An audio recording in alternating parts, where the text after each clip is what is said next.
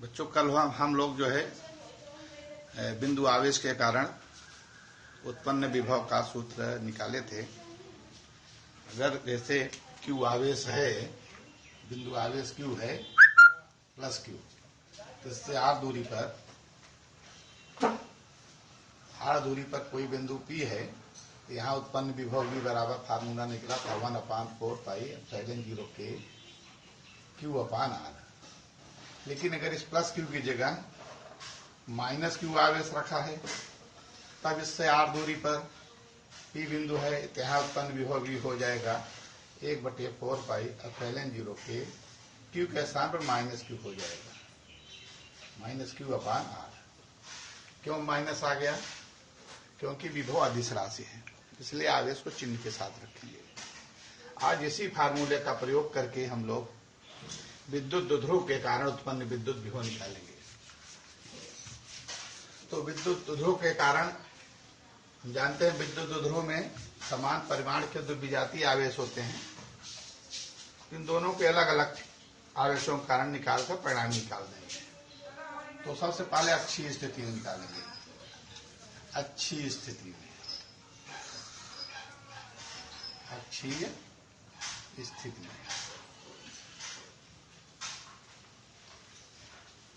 मान लीजिए कोई विद्युत द्विध्रुव AB है जो माइनस Q और प्लस Q आवेशों से मिलकर बना हुआ है, और दोनों आवेशों के बीच की दूरी है 2L दूरी आवेशों के बीच की।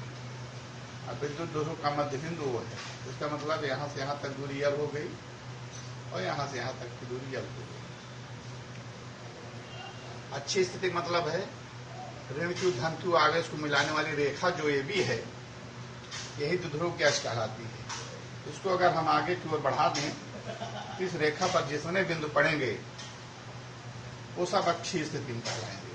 जैसे AB रेखा को हम इधर बढ़ा दिए आगे की ओर, इस पर कोई बिंदु P है, जितने बिंदु पड़ेंगे इस रेखा सब अच्छी स्थिति में कहलाएंगे। अब इसकी अच्छी स्थिति में कोई बिंदु P है जो द्विध्रुव के मध्य बिंदु O से मान लीजिए r दूरी पर है, तो हमको P पर जो विद्युत द्विध्रुव की अच्छी स्थिति में है, हमको विद्युत विभव निकालना है। तो हम ऋण Q और धन Q आवेशों को पहले P से दूरी निकालेंगे। धन Q आवेश की बिंदु P से दूरी, चित्र में देखिए, धन Q आवेश की दूरी BP दूरी है। BP ये बराबर BP दूरी कितनी होगी? यहाँ से यहाँ तक दूरी R है, इतनी दूरी L है, घटा देंगे तो R माइनस L हो गई। इस तरह से ऋण Q आवेश की बिंदु P से दूरी, चित्र में देखिए AP है, ये बराबर हो जाएगी R प्लस L।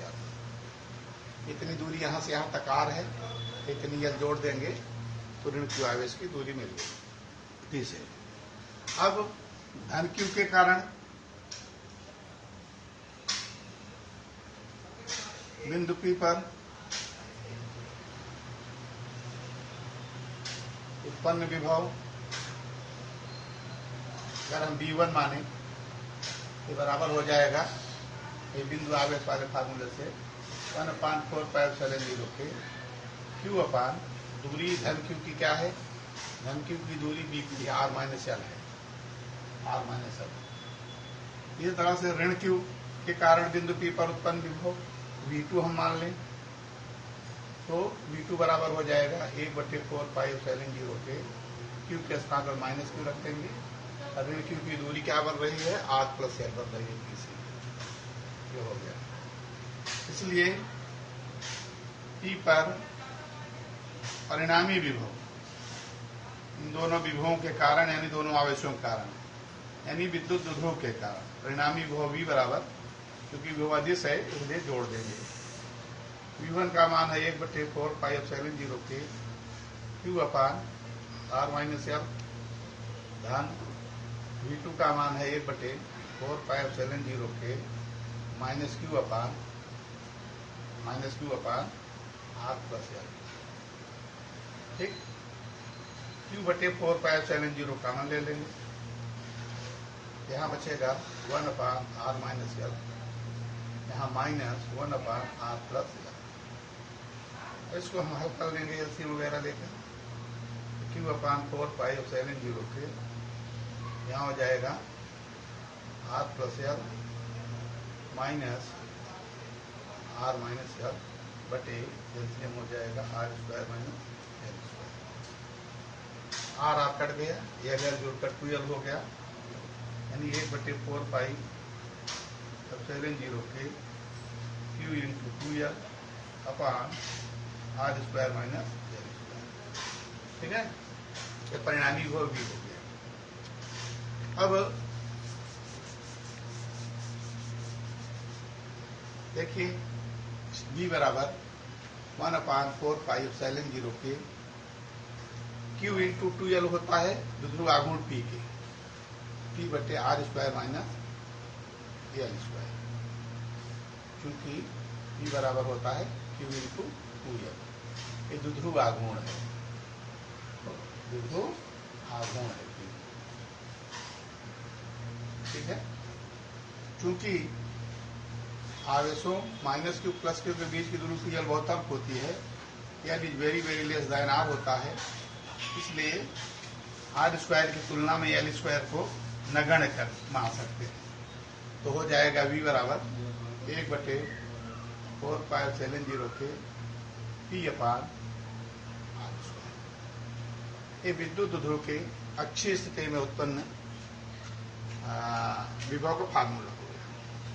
ठीक है, वायु निर्वात के लिए के बराबर होता है, वायु निर्वात के लिए के बराबर 1 होता है, इसलिए v बराबर हो जाएगा 1/4πε0k के स्थान पर 1 रख देंगे P/r, तो हो गया वायु निर्वात।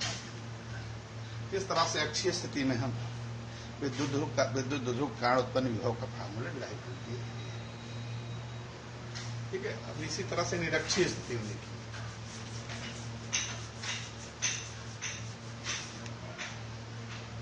दूसरी स्थिति है निरक्षीय स्थिति।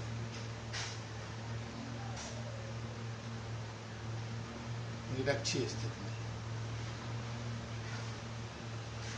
तो ऐसे चित्र बनाएंगे।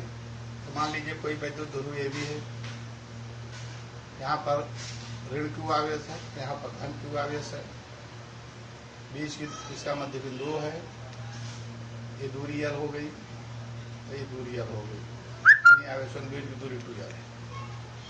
अक्ष ध्रुव की ये भी रेखा है, इसकी लंबार्धक रेखा पर इस पर एक लंब खींच दें और अर्धक भी रहे, ये रेखा जैसे हो गई। इस रेखा पर जितने बिंदु होंगे सब निरक्षीय स्थिति निकालेंगे। मान लो P बिंदु है जहां हमें निकालना है, वो से r दूरी पर P बिंदु है। ठीक है, निरक्षीय स्थिति में इसके लिए हम ऋण Q आवेश और धन Q आवेश को P से मिला देंगे ऐसे। ये दूरी हम निकाल लेंगे, AP दूरी बराबर रूट में r² + l²। आयतागोलक में से दूरी l है, दूरी r है, ये कर्ण हो गया AP दूरी। इसी तरह से BP दूरी भी वही आएगी, r² + l² करने में, अर्थात AP बराबर BP। ठीक है, अब ऋण Q के कारण यहाँ विभव निकालेंगे, धन Q के कारण निकालेंगे। ऋण Q के कारण या धन Q के कारण पहले निकाल लीजिए। धन Q के कारण P पर विभव V1 बराबर 1/4πε0k Q अपान दूरी कितनी है, अरणी में r² + l², 1/2 लगा देंगे। इस तरह से ऋण Q के कारण P पर विभव V2 बराबर 1/4πε0k Q के स्थान पर -Q हो जाएगा, दूरी वही है r² + l² करने में, इसलिए परिणामी विभव V बराबर हो गया V1 + V2 बराबर 0। दोनों का मान समान है, एक धन है एक ऋण है, तो परिणामी विभव क्या हो गया, 0। यानी विद्युत ध्रुव की निरक्षीय स्थिति में विभव 0 होता है, जबकि तीव्रता शून्य नहीं होती, तीव्रता शून्य नहीं होती। उसका हम लोग फार्मूला तीव्रता निकाले थे निरक्षीय स्थिति में 1/4πε0 के P/R की निरक्षीय स्थिति में तीव्रता का सूत्र था। जबकि देख रहे हैं निरक्षीय स्थिति में विभव शून्य होता है। कभी कभी पूछा जाता है नंबर में, क्या ऐसा संभव है कि कहीं पर विद्युत विभव शून्य हो लेकिन तीव्रता शून्य ना हो? तो उत्तर आपका होगा हाँ, विद्युत द्विध्रुव की निरक्षीय स्थिति में विभव शून्य होता है जबकि तीव्रता शून्य नहीं।